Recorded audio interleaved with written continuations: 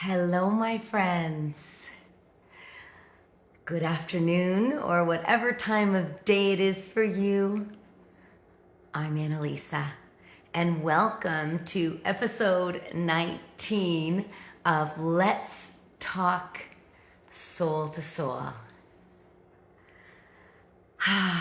Get yourself comfortable as we await the arrival of my very special guest, Julia Allen.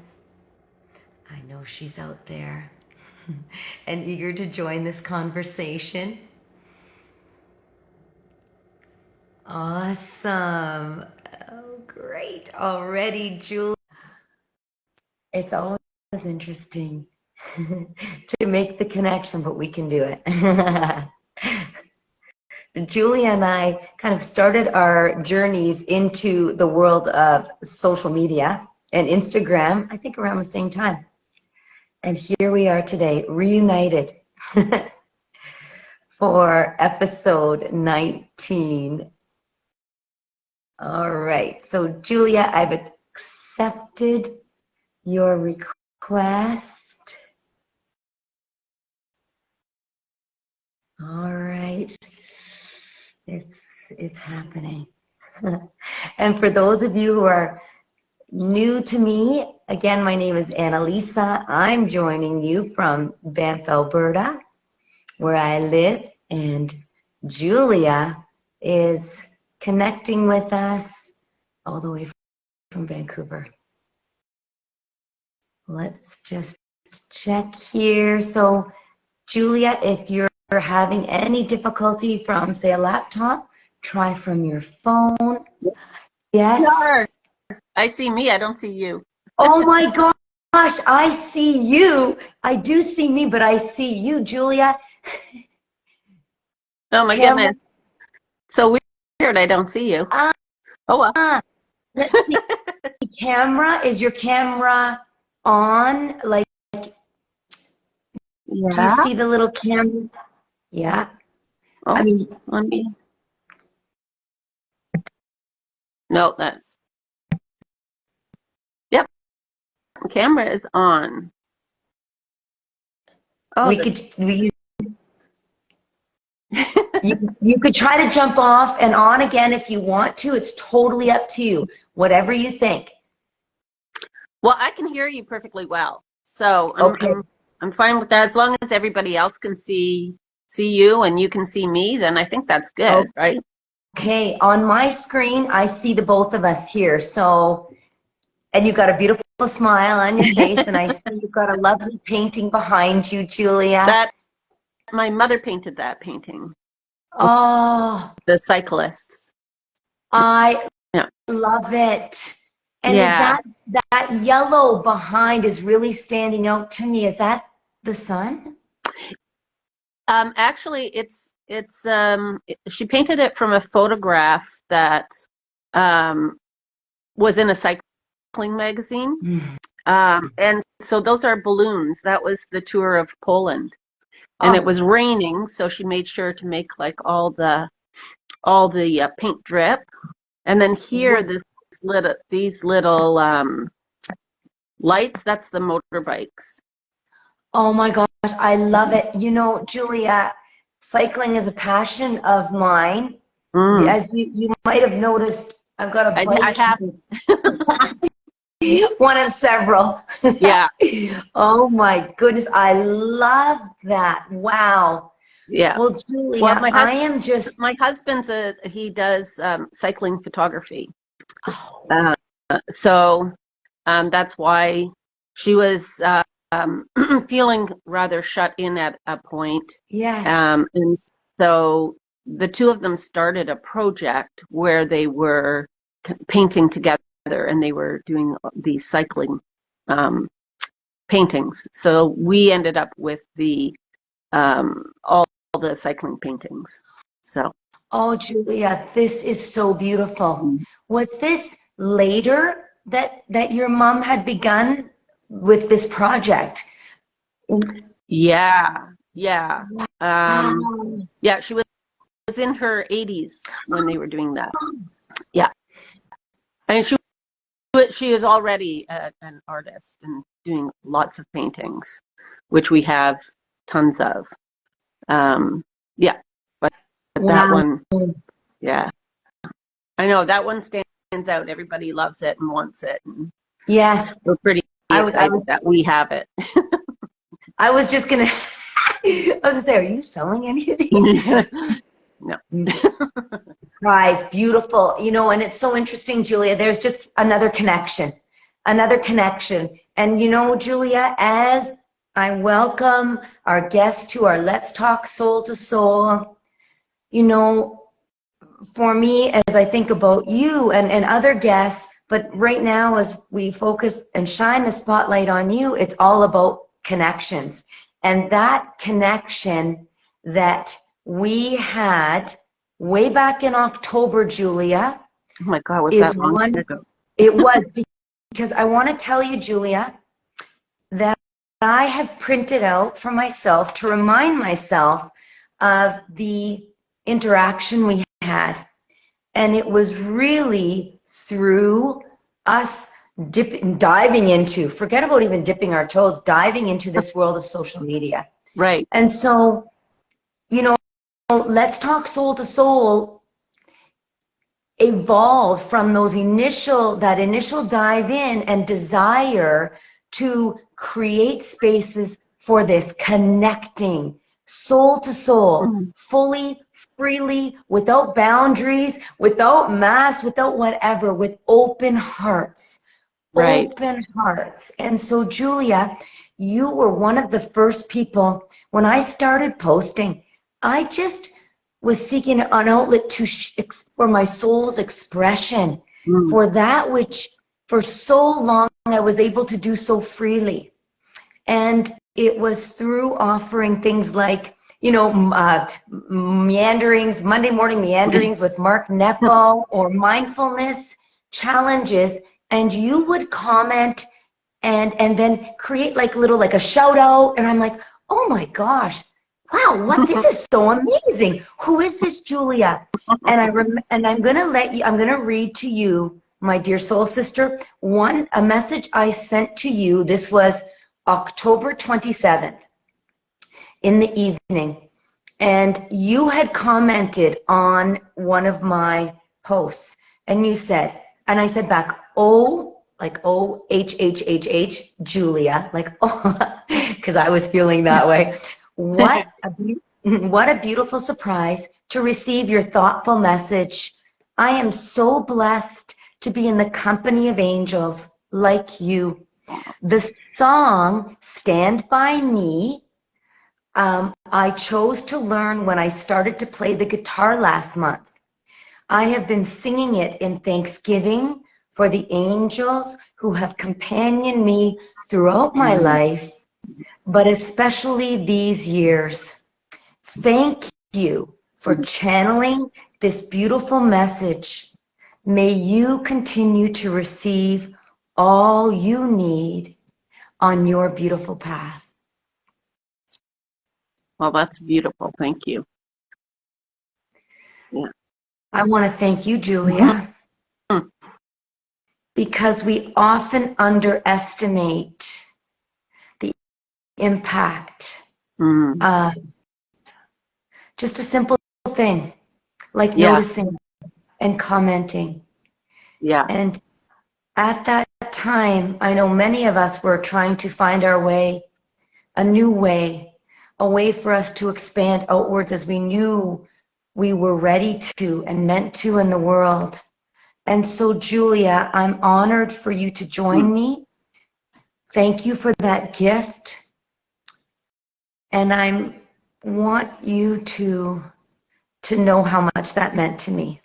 Well, I always think that it is those little things that they make a difference in a person's life and their day. And we never know we never know what little action or just even recognizing and saying hello to somebody, what a difference that might make to someone,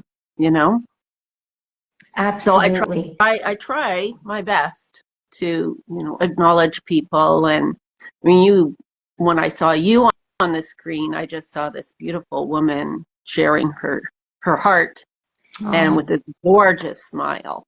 I mean, it just lights the screen up, and it was so nice to see. There's so much.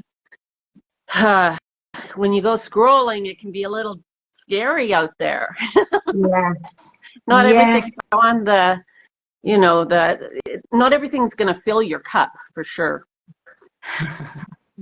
Oh, yes, absolutely. But it's really amazing, Julia, when we think about, our more traditional outlets for the expression, our soul's expression, through human face-to-face connection, when we were trying to find our way around that and that desire, it was it was lost for me. It was significant living losses having those channels cut off, but the human spirit is so strong. And I know with you and I share this desire to help ignite that soul fire, that expression you use, which I love, that is within each of us. Yeah. I mean, and it's, like I said, I like to find ways to express that, not just with other people, even with myself, and to go into each day trying to step more into letting my soul express itself. Yeah. Yes.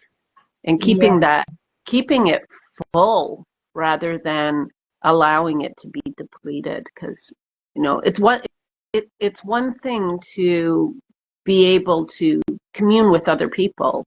Yes. But if they drain you, it's, there are things in life that will drain you and you can't really get out of that completely, but you can definitely find ways to enter it with more grace. And find, if you have a habit of little things filling your cup, then even in those stressful times, you already have ways so that you're not completely depleted. Oh, that is so true. It's so interesting, Julia, as you speak of this, because one path I've followed, I'm being drawn to, is working with caregivers. And that is the fill your cup is exactly this theme that continues to surface and the little ways of filling our cups and also filling other people's cups without even realizing that that's what we're doing. Exactly. Yeah. Just even acknowledging somebody, it can be something simple like noticing a new way their whole, they have their hair done up, or a nice outfit they're wearing, or, just a simple thing, and acknowledging that can really help a person in their day. I know my mother was the queen of that. She could always find ways to make somebody feel special when they were with her. And that really helped her when she ended up living in long-term care, was she connected with all of her nurses. And I think she got better care for it. And that wasn't the reason she did it. More, it was she had her full wits about her, and she was curious. She never lost her curiosity in life. And so, she would start conversations and find out a bit more about the women that were helping her. And it made a difference to them as well, Yes. So fascinating, Julia. I feel the same way about my mom. And my mom, who is in a care home, memory care, with dementia, there's still this gift within. And it is really beautiful, the way the soul, once the nervous system is at ease, and that's what the soul is all about in these connections, coming together so that we can be in the presence, even energetically, of people who see us, hear us, hold space for us, for our authentic self to shine. And that is possible even in, I believe, some of the most extreme situations. I'm seeing that with my own mother as you speak of your mother, Julia. Yeah. And it's so incredible. You also prompted me yesterday to look at my baby book, and I'm going to tell you, Julia, what my mom wrote about me. Okay, I'm just going to tell you, because these early seeds that are planted by our parents, they really down, when we look back, it's pretty incredible how they come to bloom and flourish. So she wrote where it says at birth, and then 1 year at birth, my expression was hungry. At 1 year, I was delighted and joyful at all times. Oh, yeah. And right? Yeah. And what a gift to have that now, Yes. that where she can't always reach out in the way that you remember her reaching out. And so you've got this beautiful gift.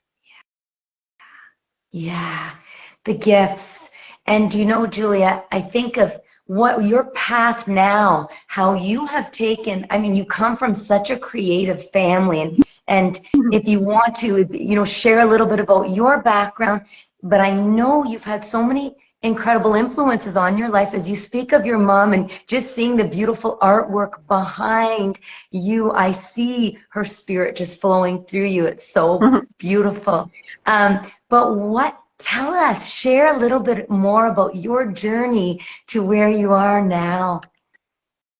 Well, I grew up in an entertainment family. My father was a technical director and a prop man, and my mother was a set designer. And so they often would, because he was a technical director, she could get jobs where she was designing something, and he would tell her where it needed to be adjusted. Like, oh, I see what you want to do, and this is like physically impossible, but this is how I can make it, how the magic can give you that illusion. Right. So they were this team that did this. And my mom also,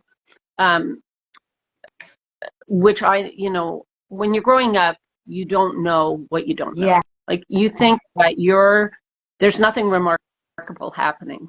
Yes. It's just your home life. But we have newspaper clippings of our family being in the newspaper. And that was something my mom always did, was we somehow ended up always in the newspaper. Either there was, a picture of us in the newspaper all holding kittens because one of our cats had kittens. And it was just all about, my mom and her designing, and but we were the family, so we all, just the little things you just don't know that everybody else isn't doing. Yeah. Or, both my parents were working in Charlottetown at the Festival Theater there in its inaugural year. And my brother they wanted him to be one of the children it was Anne of Green Gables. And my father had built the sets for Anne of Green Gables. And the Queen Mother was coming. And so they were teaching all the kids how to bow and curtsy properly. And just in case, I guess, I got thrown in with the kids. Not that I was on stage. I was too young, but I still got, if we were to meet her, they wanted to know that I was going to behave in that particular way. That was another thing. It took me a long time to realize that not all kids learn to bow and curtsy properly. Yes. Yeah. So all these little things in life that we don't really realize. Yeah. And then later, when I was I was a musician. So originally a musician from high school. That's what I thought I would go off and do. And I wrote songs Oh, and yeah, that was one incarnation of me. And um, and then I ended up getting a job at a small theater. I went for one job, which was, oh gee, I don't even know what it was now. I think it was stage manager, and I ended up as wardrobe mistress. Fascinating. And that's how I ended up. Then once I got my sort of sea legs, then my father went to the union and asked, if there was any work for me. And so he was really great because he would open a door for you Yes. and then trade it off. And then it was up to you. He could nudge the door open, but what you did, if you walked through, then it was completely up to you how that played out. Yeah. Yeah. So I ended up for at least a decade working in wardrobe in theater. Yeah. It was longer than that. And then my father, he was in his later years, he was the head prop man at Roy Thompson Hall, and which is in Toronto. Yes. And in his just outside what was his office, there's a memorial plaque because they had offered if we wanted to they have memorial plaques on chairs. And I remember my father being the prop man, that was one of his duties, was if the plaque fell off, he had to like reapply it. Yes. And I remember many times him going, "Oh, this is the bane of my existence." And gluing these plaques back onto the chair. There has to be a better way. So when they offered, we really didn't want to, pass that on. So we asked them if we could have it outside of his office. Right. And I heard back later that often the guys who knew him would come and they used the plaque as a touchstone. Oh. Yeah.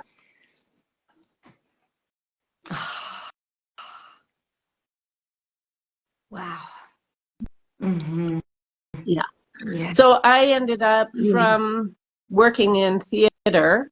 I actually did end up at the Stratford Festival for a season and a half, working in wardrobe, which was a real highlight to my career. I'm a big, my dad had worked there as the technical director. And so we ended up, I feel like I was raised on Shakespeare because we would go so often. So to be able to go there and work there myself, and we were in one of the what was called the Tom Patterson Theater, which turned into a theater in the summertime, but in the winter was they used it for tennis, I think, and like racket sports. Okay. Yeah, so it felt like summer camp. Yeah. To work there, and it was super fun. Yeah. Yeah. And also when my father had passed away, he had a stage riser business that he had created. He created these stage risers that you could pull out and then push them back together, and they could go down a hallway and fit under a regular door. Oh, wow. And so he was selling them. So when he died, my husband had also done staging, and so the company came to us. So we ran that for a while, really until it was really 9/11 that sort of took us out. It took a little while, but it did take us out. We Yeah. kept trying to go, but it was so expensive, borders being clogged, and most of our business had to go into the States. So everything all the prices were rising beyond what we could continue to um, provide a good price for people. So Right. we let that Yeah. one go, and then we had to once again reinvent ourselves. Yeah. Uh, Yes.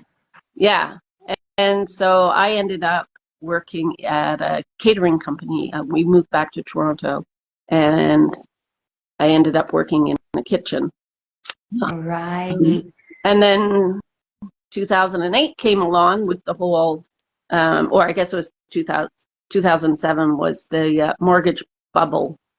Um, and like a lot of places, the Toronto, we would just watch it like dominoes, all these little businesses going out of business. Yes. Um, and I knew that if things were going bad, Yeah. then film would be good.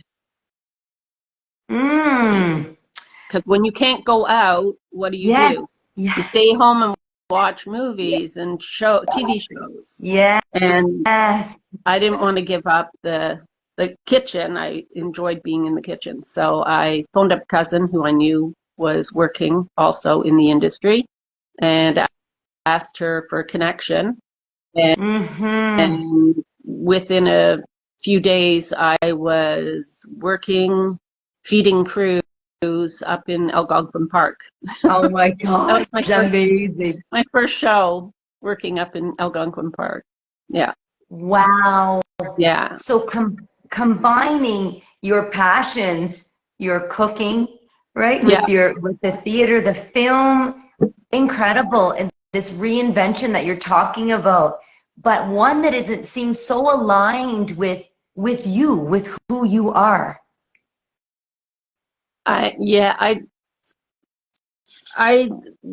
had my own little motto when I was working in film, which really helped me, Yes. um, which was build a village, feed the people. And Oh, so when anything got difficult, I would always, just keep it in my mind. You can always restart your day at any point. yes. These were 18-hour days. So at any point, I could hit the pause button and then restart. Um, and that was my motto, was just like to get out there and feed them and help build that village. Because the kitchen is what brings people together. The food, the herb. Yeah. Yeah. And so now that I have the opportunity to reinvent myself again. I'm Yeah. going into more of my passion, which is this astrology in a more shamanic, alchemical way. And I still feel like I'm building the village and feeding the people, but now I'm feeding the soul. Oh, Julia. Wow. I feel that way too. I really appreciate you diving into this path. You know, the thread that's woven into all these experiences. Absolutely. Build a village, feed the people, but now is the soul food Yeah, is yeah, so needed. And yeah. this is where you're at. So share a little more, Julia, about the shamanic astrology and this passion. For those who don't really understand what it's all about, please. Me Okay. included, Julia. I'm so fascinated and intrigued. I just want you to know. Um, and just unpack that a little bit, please. So in modern astrology, there's especially on social media, Yes. um, the I would say the main current of astrology is very predictive. We look at Mm, the planets as being energetic, but somehow they're they're doing something to us. They, Right. and if they're doing something to us, then that's creating this separateness. And the way that, I've had the honor of going through a few master classes with some really great shamanic astrologers, and the way that the approach is that we are on this road of evolution, and so are planets, and we are doing this together as opposed to being separate. Yeah. So the planets aren't doing anything to us. We are evolving, they're evolving, and we're doing this dance together. Yeah. And Beautiful. so that's why in one of the ways in which I work with the planets is really, it's one thing to look at your chart. Yes. But it's another thing to be able to get out under the sky. When somebody says Jupiter and Uranus are conjunct in Taurus and the sun is in Taurus, then I know that if I get the sun, I'm also under that Jupiter and Uranus are up there too. We're watching how the phases of the moon, that's the sun being reflected on us, and the reason that she is waxing and waning is just the angle between the sun. So it's really how the sun and the moon are shining themselves on us at that time, and how all of those things help create us, because we're born at a specific time in a specific place, and so we hold the memory of where those planets and luminaries were. We hold it within, and it becomes our it's a path of a way to unfold our lives. So one of the things I learned very early on was we see the sun and we identify very much. Most people know what their sun sign are, and like if you ask them, they're like, oh yeah, I'm a Taurus, or I'm a Pisces, or I'm they know that. Nowadays more people know their ascendant, their moon, and their sun, but for a very long time it was just the sun, and there's a real self-identity to it. But with the sun, it's if you look at what is actually going on in our galaxy, the sun is in constant movement, and all the planets are swirling around it, in chasing it, really, and so that's a little bit like us too, which is why we can reinvent ourselves. It's because it's not that we are our sun sign, it's that we are in this constant motion to become our sun sign. Oh, so fascinating. And it's just those little, so I think with shamanic astrology, it's just those little tweaks where, you go, oh yeah, that makes things, especially if somebody doesn't identify with their sun sign. Right. And there can be all kinds of reasons why a person might not shine fully. But those little tweaks help people move to that next step along their path. Yes. So when you talk about, I know that you're very much one who encourages that, that curiosity, that childlike curiosity, and that questioning from a place of compassion and from a place of you know, you're not someone who's just going to tell people this is the way, these are the answers. You want to really bring out from them that knowledge that's within, the wisdom. Yeah, I mean, people have been living, they've been living their lives all along, and then I just, I just come in with a chart. So Right. it's much better to be saying like, how is that working for you? Or let's look at this shift, Yes. and see, where you are now and how that might, how you can almost let go of some things and move into this next version of yourself. Mm-hmm. Because now you're evolving. Now you're taking on this next thing. So Yes, I wanted to share a little bit about your chart. I'm so excited, Julia. Yeah. Oh, yes, please. Thank you. So the first thing I do is I look at the points that the chart is built off. So I call that the cross of matter.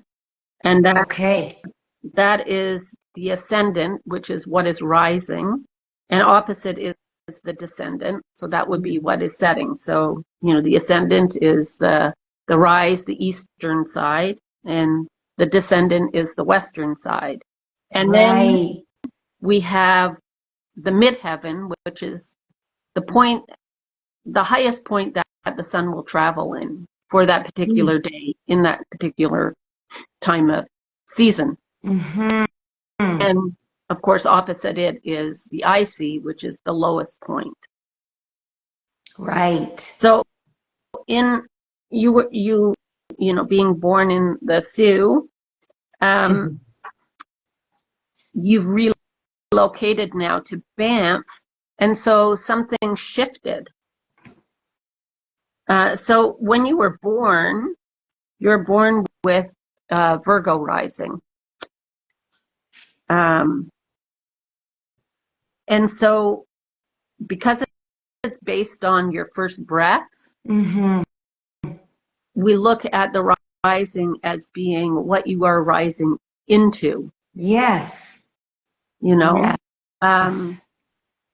And it's the way in which you begin things, because it's the way you began life. Yeah. That was your first independent thing you did, was take that breath. Yes. And so this is where you were. And when you were born, it was very close to Pluto, which is the power, the planet of our really taking power, and also transformation. And we can see Pluto, is not that we can literally see it, but we can see it in our life history, that it became a planet and then was bounced off that and demoted into a planetoid. So not quite a planet anymore, but in astrology, it is still well loved as a planet. Because we use the planets as archetypes. Archetypes for living. And so there's just this real innate power. And Virgo is this earth sign, but it's not the first earth sign. It's the second earth sign. And so it wants to, it's about harvesting, it's the earth has given its gifts, and during the time of Virgo is when we harvest all of those things. And so that's a big part of what you rise with, is like, how can I harvest this? How can I organize this harvest? Yeah. What do we do first? Yeah. And really trying to put that into, you don't have that, you don't begin things as leap before you look. You do it more in a more organized fashion. Mm. And as you rise, we rise and we're reaching for the Yeah. midheaven. Yes.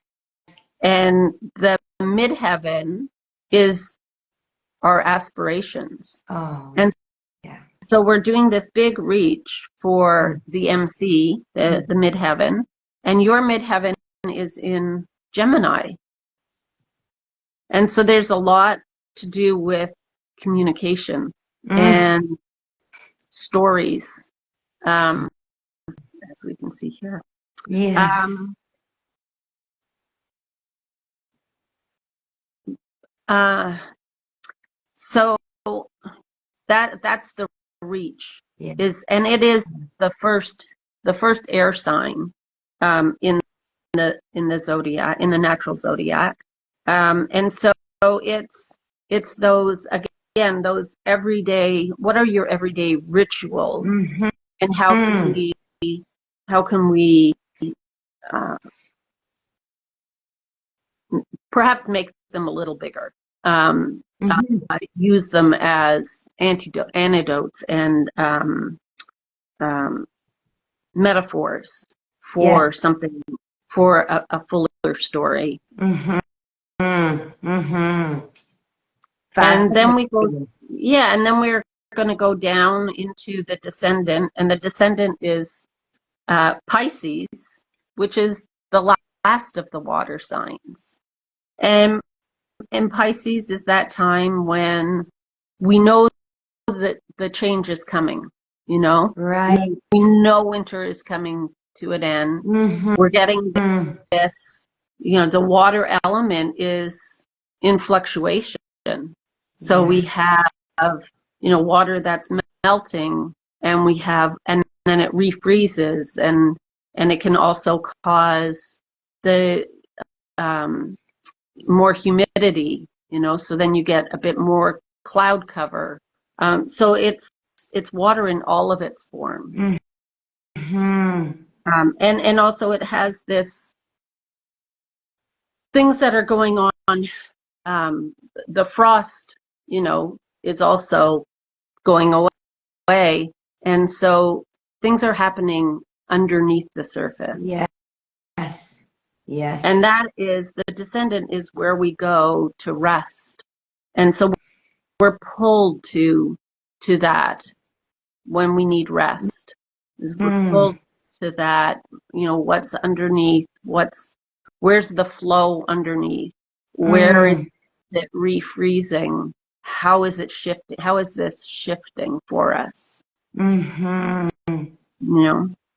And then we go down into our IC, which is the lowest point in the chart. Yeah. And it is the most private place within ourselves. Right. We don't necessarily share that with anybody. Mm-hmm. And yours is in Sagittarius, which is the last of the fire signs. And I love Sagittarius because it is this beautiful, the Aries is the first spark. And then we go into Leo, and we're in summer, and it's this big celebration. Like everything's Mm-hmm. alive. And so I always think of the Leo fire as being like the bonfire on the beach. Oh, yes. Yeah. Everybody's Like coming around, and we're dancing, and we're celebrating, and we're having a good time. And then we get to Sagittarius, and Sagittarius there's an old story of where people would gather, and they would take embers, and every hearth in the village would be given an ember to start their fire. Their in their houses, because winter's coming, so they have to prepare for that. But also Sagittarius is the one that goes out and finds these bigger stories. And these are the stories that get told in more intimate settings, but they are these much bigger stories. So if you think of Gemini as having stories, but they're more the stories of the time. So I like to compare Gemini's stories to things like Eat, Love, Pray. Mm-hmm. You know, everybody of our time and our generations know that story. And then I think of Sagittarius as being these stories that are spanning thousands of years. So you get the Torah, and you get the Bible stories, and you get the Bhagavad Gita. You know, these stories that are just beyond generational. Yes.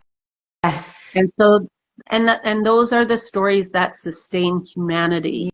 And so that's kind of, you know, when we think of Sagittarius, we always, in the modern astrology, we're always told like, oh, it's getting wisdom and higher education and traveling that is further away, like thousands of miles, as opposed to just little commutes. And the reason is because it's wanting these stories that can last the test of time. Yes. Yeah. And which is one of those like metaphorical, like when we come back into the archetypes and we go into these metaphorical stories, they last longer than just being told, oh, your IC is in Sagittarius. Yeah, totally. Yes, yes. So much deeper. And where we go in our IC is where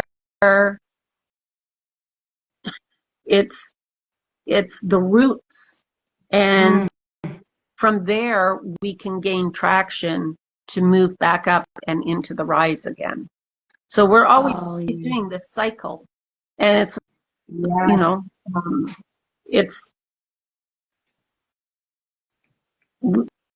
we don't necessarily think of it as we're doing it. We're doing it throughout our day, or we can also we can get stuck in a position and go and feel like we're not moving to that next part in the wheel.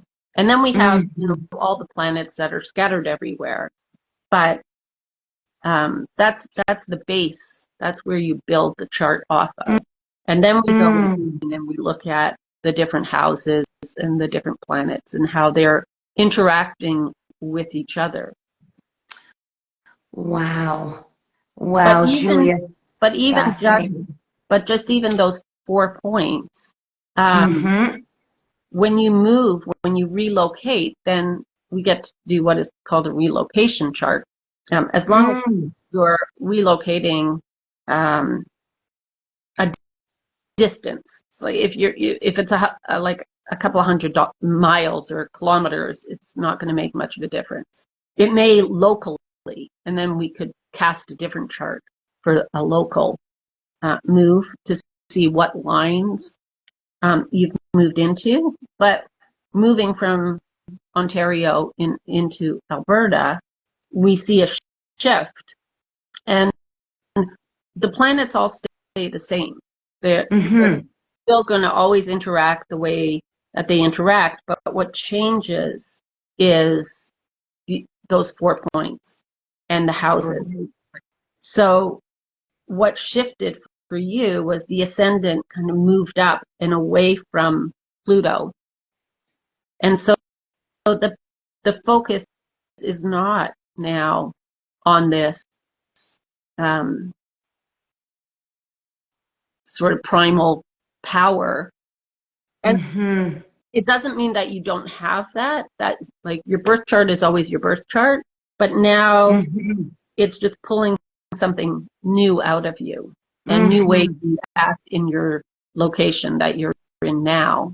And so you have it now still in Virgo, still in that earth sign, but somehow it feels a little more familiar because it's with your south node. So the nodes are the lunar nodes. And the south node are all the things that we're comfortable with. Like they're, that we have innate talent for. Mm-hmm. And so that's more highlighted now. Now that you're there, it's like you've gathered all the things from when you were in Ontario, and now all the things that you're comfortable with is what you're rising with. Mm-hmm. So it's a real kind of shift. But the bigger shift was the MC, what you're reaching for. Because it actually moved out of Gemini and is in Taurus. And Taurus is our first earth sign. Yeah. And Taurus is spring. And it's where the roots have gone down deep and wide. Yes. To nourish the plant and to support the plant to grow. And it's pulling the nutrients from the soil and pushing them through the stem so that it grows. And there's a part of that reaching for this new growth. And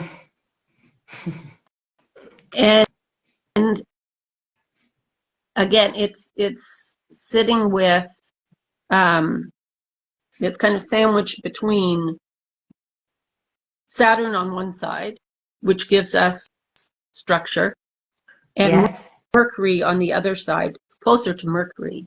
And so it's these beliefs and ways of communicating, that, like, how to communicate that earth that is growing and blooming and blossoming, and really, really taking that. And then that Mercury is attached to Venus. And so Venus is this planet of your value, but also devotion, like what you're devoting yourself to. And so it's really highlighting that as now that is where your reach is. That's what you're trying to go for. Yeah. And then we go down to the descendant, and now it's in Pisces. Well, it's still in Pisces, but it's now with the North Node.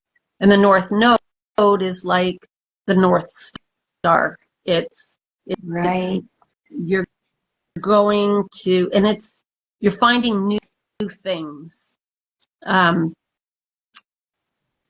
new ways of expressing yourself, new ways of doing things that, like even exploring, taking up guitar. That's a great example of these new things. So you're finding new things to fill your soul with. Yeah. And that is what is giving you this feeling of rest, which is a beautiful thing for a North Node, to be where you want to rest and knowing that you can do these new things, like social media. Yeah, there's been so much, honestly, Julia. Absolutely. Yes. Yeah. Yes. And then, of course, then because your midheaven, your reach changed, so did your inner self. And now, instead of it being in Sagittarius, it's moved into Scorpio. And Scorpio is that water sign of going into winter. And so it's this hidden water. It's the water of, I think of it as like wild water. You're not really seeing it on the surface. Yes. But there's this flow, this it's almost intangible. Yes. Energy. Yes. And Yes. so you go into that it's like being in a cave. You know, in ancient times, the wise men would go into these very dark, dark caves to get visions, Yeah. where no light was in there, and to get these visions before coming back out. And so it's like taking that time to go into the cave and really discover what's there, and that gives you traction to move back up. So fascinating. And so that's Yes. the difference between like where you lived and now where you are living. Yeah, it's fascinating, Julia. There's so many, it's interesting, just, broadening our perspectives and being open to, just different ways of looking at life and, the world around us, the world within us, Yeah, the world within us, that wild world, that world of the soul that is uncharted territory for so many of us, right? I And think for all of us, yeah. And then some people, they're too terrified to go there. yes, You know? yes, Yeah. for sure.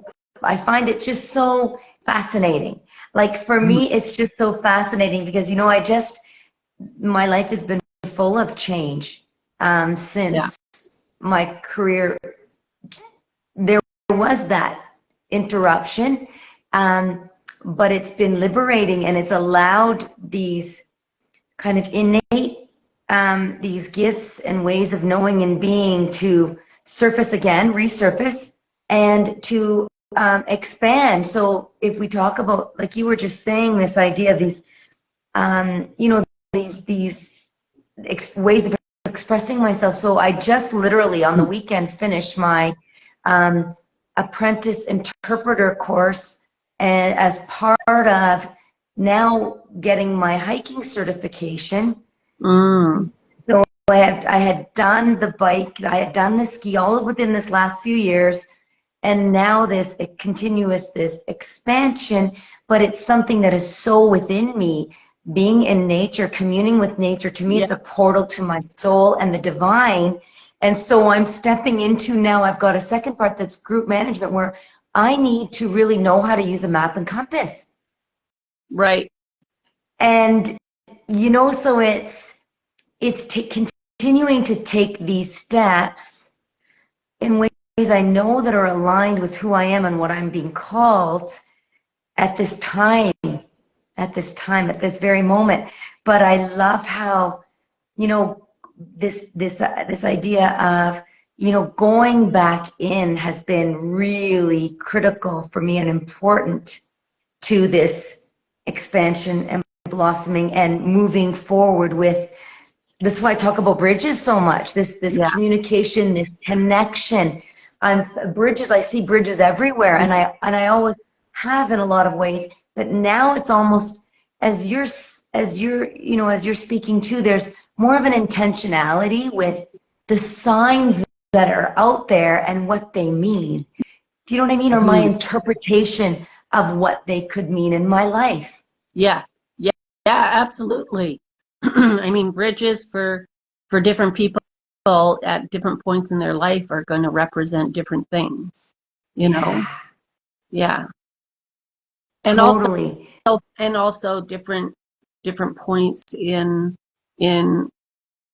if we look at bridges in mythology, you know, and we had the bridges that went from one world to another, so they were these dimensional bridges, you Mm-hmm. know, Mm-hmm. in Yes. a lot Yes. of different ways of, you know. Yes. And it's so fascinating too. I think we're at a time in our history where we are feeling this energy of reinventing, reclaiming, but this reinventing that I feel is it's now showing up in many different ways with Yeah. individuals individuals reinventing, but collectively, this creative energy of possibility is surfacing. Yeah, I think that, when you shut a whole planet down, Yeah. the pendulum has to come back. Mm-hmm. And to have had that happen, it's, we're going to, it's like we went into our own cave and went, Yeah. oh, there's all this stuff here, and we thought we were just doing fine. We're all evolving, and then we're like, this isn't working. Yes. It's not good. We're not being right with each other, Mm-hmm. So, like simple things. All these people started to learn to cook for the first time. Yes. Which, I personally couldn't believe it. But yeah, it's like so many people never learned to cook. Mm-hmm. Just learning how to, even learning how to be in nature, Yes. You can't be in buildings together, but for a time we could at least go out in nature still and go for walks. Just learning to be comfortable with that. Mm-hmm. And being able to be with our own thoughts and what were our thoughts telling us, and how might we have better thoughts. And if we have better thoughts, can we build on that? Can we create a better life for ourselves? Not just personally, but collectively. Yes. I love this message, Julia, and we've got some hearts that were coming in there. Absolutely. Julia, absolutely. And it doesn't matter who we, defined ourselves as, or we're defined as out there in the world. What this did was really strip away all of that and help us return, I think, to that essence of humanity. Yeah. Which is so beautiful in so many ways. Mm-hmm. It's not easy how it's all happened, but again, you talked about being aware of our thoughts. And this is, for me, in the basis of this whole transformation for myself, and the gift I can bring to others is this holding sacred space for people to be comfortable with asking those kinds of questions. And that's the kind of work you do too. Yeah. This mission, be comfortable with saying, what is this telling me now? Or says who I don't belong, says who I have no value in this country anymore. What are those thoughts that we're feeding the sanctuary of our soul? And how can we not just lay them out with compassion, unpack them, but then work to release and replace them? Right. Yeah. And that's this energy I feel happening, that there's this move to not be stuck. Let's go. This energy of creation and not of co-creating this new world. Well, whatever and also we want to call it, a bunch of names. Yeah, and not backsliding, not trying to fix the problems that were and then pull it all forward, because, a broken system is a broken system. Yes. Sometimes you need to replace the thing that's broken. Like, exactly. There's no hacking it in order to make it work anymore. You just have to let it go. Now you can take some good, there is some ways in which you can decide, like this idea or ideal was good, even if we didn't quite live up to it. Those are the things you move forward. Yes. Yeah. So when I see these bridges, and I was doing some magic, making some Uranus Jupiter water, and I was seeing the bridges, I was really looking at it as bridging worlds. you know, Yeah. away Yes. from getting I from here understand. to there. And you want to make sure that when you're doing these bridges, you're carrying very little, Yes. you know. Yeah. Yes. Oh, I love this message, Julia. I really, this image that's really coming to mind. This journey, it's light. It's Yeah. light. Yeah. Our hearts are full, but what we're carrying is minimal. It Yeah. really is. Because really what unites us is not complicated. It's not No, heavy. It's right. no, and I think you know, as we have become able to speak to more and more people through the internet, Yeah.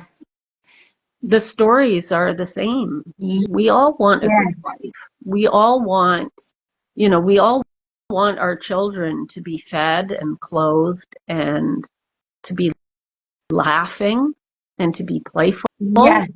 Yes. We want them to have that opportunity.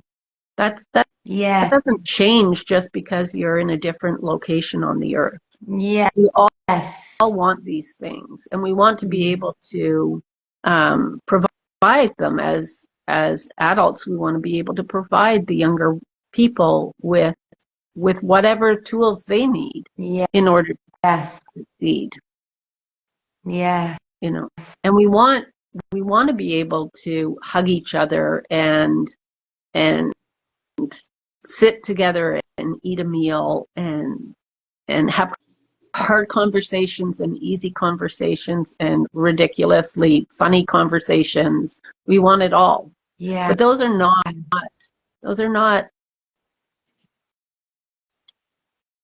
they're not just fixed, you know. Yeah. Those are the more universal, and the universal things that we all need, those are what you build with. That's what Yeah. you build a new world with. Julia, I had just written down universals. I just want you to know that. Yeah. And over the weekend, when I was doing the interpretive part of our guiding course, that's what we focused on too. The universals that Yeah. will connect us. It doesn't matter what our background, age, stage of life, status, that touch us all. Yeah. Whether we're in the forest, wherever we are, there is a way. And that's exactly as you are speaking of. These are the building blocks. Yeah. That will carry us. And also, when I think about the legacy your parents left you, the one my parents left me, it was one of just that. Yeah. That. And Julia, the work that you're doing now, I think is really part of that healing and flourishing of individuals and collectively. That such a beautiful message that you're sharing. So Julia, for our listeners, people who'd like to connect with you, what is the best way? I think on Instagram and just messaging me is the easiest. I also have a website, Yeah. and you can certainly go there. And I do have a free ebook on the website. A little box pops up, and you just fill in your information. And it'll open a link, and then you can download the ebook from there. Yeah, it doesn't do it automatically. I still new to this technical world. I don't know how to set it up to do it automatically. So for now, when you fill out the things in the box, then below a link will appear, and then you can get your free ebook onto the planets. And the way I look at planets, again, it's because I look at it as more of a conversation with planets. Yes. They're like people, and they have different ways of expressing themselves. And so I, in the ebook, show how there's a spectrum of ways that they express themselves. And so, you know, if you find yourself in a place where it's not coming out the way you want it to, you you can say, oh yeah, this is, you know, Mars, and now all I'm finding around me is anger and rage, and I can shift that into a better expression of Mars. And as you put it in your mind, then your mind will go out and find you all those examples, because that's what our mind does. Exactly. Exactly. Oh, yeah. And it's, again, what are we choosing to feed? Yes. Our mind. Yeah. Right? Yeah. Where's our energy going and our attention? Yeah. So fascinating. Julia, I am mindful of the time. I could talk to you for days here, Julia. I'm just, well, thank you so much for reading my charts too. That it was even just the process, Julia, of pulling out my baby book. Yeah. And revisiting that brought me so much joy. Yeah. Yeah. It's always interesting to see ourselves as like little people. Yeah. And how much of that is still in me, really. Yeah. Yeah. You know? Yeah. And just finding new ways to express itself. Yeah. And so as we move into the rest of our days, you know, from this beautiful conversation, one little nugget out of so many is for all of us, you know, is to not underestimate those little things we can do to acknowledge someone in the tiniest of ways.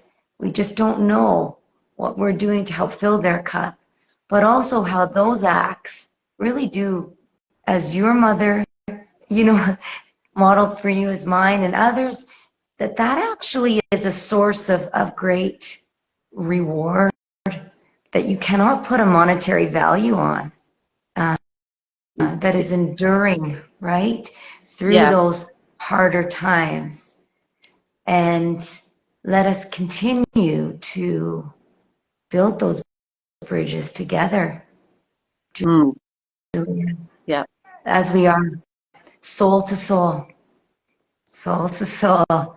Thank you so much for inviting me, Annalisa. It's beautiful talking with you. Julia. I can't wait to see the replay where I get to see your face.